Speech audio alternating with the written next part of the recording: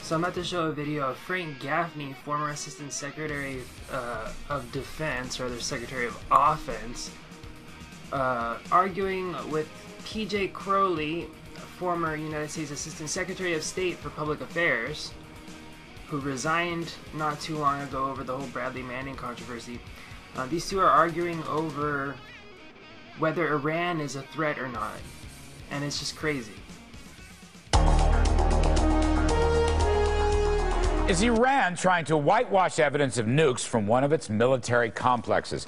The UN's nuclear watchdog says it's not out of the realm of possibility. This comes as three distinguished senators put out an op-ed in this morning's Wall Street Journal. They say the U.S. cannot allow Iran to arm itself with nukes. So let's talk. P.J. Crowley, we welcome him back. He's former U.S. Assistant Secretary of State for Public Affairs. And Frank Gaffney, Center for Security Policy, former Assistant Secretary of Defense under President Reagan. Frank, I'll start with you. I mean, you've got three distinguished senators here. Senator Casey of Pennsylvania, who's the Democrat. Senator Lindsey Graham of South Carolina, Republican. Senator Joe Lieberman, former Democrat, now independent.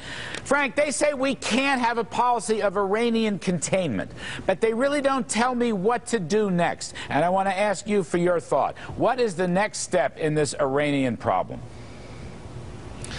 Well, just very quickly to recap why you can't contain these guys is because, unlike the Soviet Union, which we contained for a long time until, happily, my old boss Ronald Reagan helped roll them up, these guys believe that the ideal state is to be in the next world, and the faster they can get to it, the better.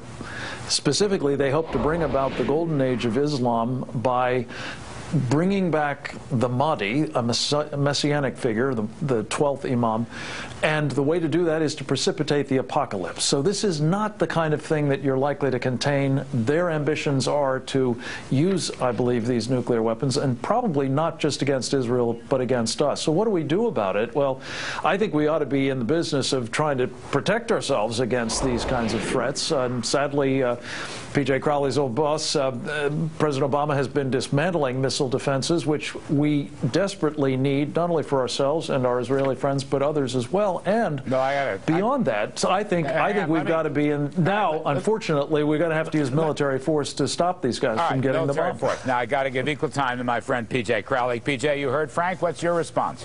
Well, you know, first of all, what the three senators said in the op-ed is exactly what the policy that President Obama is following. He made clear in his meetings this week with Prime Minister Netanyahu that the United States will not let Iran get a nuclear weapon. So, you know, we're applying pressure. There are sanctions that are going to be coming on in the next 3 months. There's going to be another conversation with Iran next month. I expect that conversation to fail, but we will continue to build the case, you know, for a military action against Iran should that be necessary.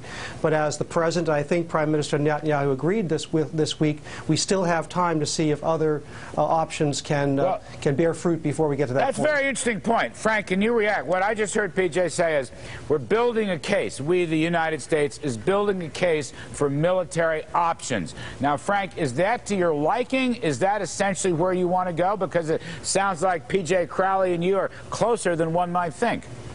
God forbid. Well, PJ is an eminently reasonable man. The more he sounds like me, the more reasonable. Let me just say that at the outset. The point of this is, you know, we've built a case. We've been through the negotiating rounds endlessly. We've witnessed now even the International Atomic Energy Agency acknowledging what it wouldn't for years under its previous management, that this is a nuclear weapons program. And I have to tell you, and I hope PJ would agree with this since he is such a reasonable man. We don't really know how far out this is. I'm hearing reports that the Iranians may have tested a nuclear weapon in North Korea a year or so ago. If they haven't, they are certainly very close. And to try to calibrate this to such a level of precision, I think is folly at this point, given the stakes. I don't agree with Frank's apocalyptic view here. It's not mine, PJ. It's the Iranians, unfortunately. Hang on, Frank. Look, no one other than the recently retired head of Mossad, a guy who's no shrinking violet and should know. In an interview that'll be broadcast this weekend, he says we still have time to see what other tools can be used short of a war. I mean, because as a military person, I understand that we take out Iran's nuclear program. We can deter it. I don't know that we can stop it technologically, but we have to play out here what happens after the first shot is fired. Larry, when I was with you last week, we were talking about an inevitable major spike in gas prices. We have to play this out to make sure that if we are forced to apply military force, we have a very solid idea of what's going to happen after the first shot is fired. This week, Marty Dempsey and Leon Panetta, they indicated that we've begun preliminary military planning on what could be done. So there's a process underway. We have time to see how this unfolds. Frank Gaffney, shame on us. Shame on us, Larry, if we're only starting to plan on this now. This is something that Michelle Flournoy, one of PJ's old colleagues in the Pentagon, says we've been doing. I hope it's in place now, because we may need to pull the trigger. But you have an unfolding situation here. I mean, heck, we're sitting in Washington, D.C., where you have Frank Gaffney leading the Bomb Iran caucus. We have John McCain leading the Bomb Syria caucus. I mean, there's a limit to what we can do before we see something that starts as potentially being a limited operation and expands to something that we we could not foresee. So we have. Let me just be clear about this. I've come to this very reluctantly, Larry. Cautiously and patiently. I'm not anxious to bomb anybody, and I certainly wouldn't get into the business of bombing Syria personally. But I would say this: there's a war coming. The question is, who is going to preempt whom? My fear is, if we keep playing as we are now, that we've got time and we can do more planning and we can build more cases and we can persuade more people. I'm afraid that the preemption is going to come from the Iranians. As I say, they've got the apocalyptic. Who are they going to attack? They're the ones who think that this is necessary to bring in the golden age of Islam. When you say the Iranians are going to preempt, what do you mean? I've just got a little bit of time. You mean because they're going to attack Israel? Because they're going to attack our fleet in the Persian Gulf? Just please clarify that. I can't tell you for sure, but there are two things that President Ahmadinejad has repeatedly said. One, wiping Israel off the map is one, and a world without America is two. All right, we'll leave That's what worries me. It may be us, not just Israel. PJ Crowley, thank you very much for participating. Frank Gaffney, great to see you as always. That's it for this evening's show. Thanks for watching. I'm Larry Kudlow. See you on Monday. Yes. Yes. I think we need to bomb Iran, old chap. Yes, I feel like a sir all of a sudden. Yes. Where do you start with this? I mean, like, first of all, this guy's whole idea is that he wants to protect Israel. He didn't say it outright, but I mean that's implied, because there's really no strategic American defensive interests in the Middle East, except our ally that they keep telling us is our ally Israel, who, by the way, is the only nation on the earth to be founded out of thin air based on apocalyptic prophecies about their religion being, special chosen religion in a golden age of Judaism. It's so fucking hypocritical. Everything that he said that the Muslim Shiite, extremists want were actually the exact thing that brought the state of Israel into birth. Sometimes it just drives you crazy, the freaking irony.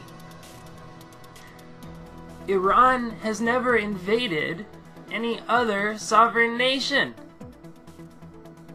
The only recent war that they've been involved in was when our guy, Saddam Hussein, who was backed by our people, our money, our weapons, invaded Iran, rather. That's the only time that they've had to fight a war in recent history. They're not, aggressors in the region. We're the aggressors. We're the ones who are threatening them. We're the ones who are invading other countries in their region. We're the ones who have their country encircled with military bases. And we're sitting here going, yes, I think that Iran is something of a threat, dear chap, but we're going to have to invade them. And there's people that support this. It's crazy. There's people in this country that support it. This is like... this should make any college-educated person grimace. But we have all of our colleges supporting this. We have all of our literati and educated people supporting this, but it makes no sense. It makes no fucking sense. It's completely founded on insanity and nothing. Out of thin air, even at the end when the interviewer asks the guy, so you're saying that they're gonna preemptive strike us or Israel or whatever the hell you're saying. What evidence do you have? And the guy says, oh, well, I don't have anything in front of me right now, but those Iranians, it's like, it's madness. It's madness. They constantly quote out of context this statement when Ahmadinejad said that he wanted to erase the Israeli regime from the pages of time, is what he actually said. Erase the government. I really doubt that the people of the Middle East support full-on, murder of another race of people, even the Jews. I really doubt it. These are extremists who say these things, the loudest and most vocal. Just like we have extremists in the right wing of this country who say even worse things than they say. But do we hear this guy talking about them? No. Do you ever hear the right wing in this country who follow these kind of assholes talk about them? No. Never. Because they're racists. And they're bigots. And they're elitists. And they're stupid. And they just follow what the powerful say. Because the powerful have a vested interest in conquering the region for whatever reason that they have. There's obviously some kind of reason. America is the belligerent one. America is the one that invades and fights wars of occupation and colonial power. So how can you call Iran threatening and we have to stop their program when the only nuclear-armed state in the region is Israel? They're responding to Israel. They should have nuclear weapons. I saw a survey that they did after the Egyptian revolutions, in which more than half of the Middle Eastern people supported Iran having a nuclear weapon, so that there would be a balance of power in the region. Israel didn't want a non-nuclear area. They had the opportunity to sign a treaty with the United Nations that would have made the Middle East a non-nuclear zone. They didn't want that, because they have nukes. Israel has the nukes. This is what this is all about. They don't want Iran to have the nukes, because they will rival Israel. They'll be able to prevent America from invading, and they'll be able to guard their own sovereignty. That's what this is all about. This isn't about Iran, some phantom rogue, mad desert, Arab, Persian, whatever, going to try to invade poor little, God's children Israel.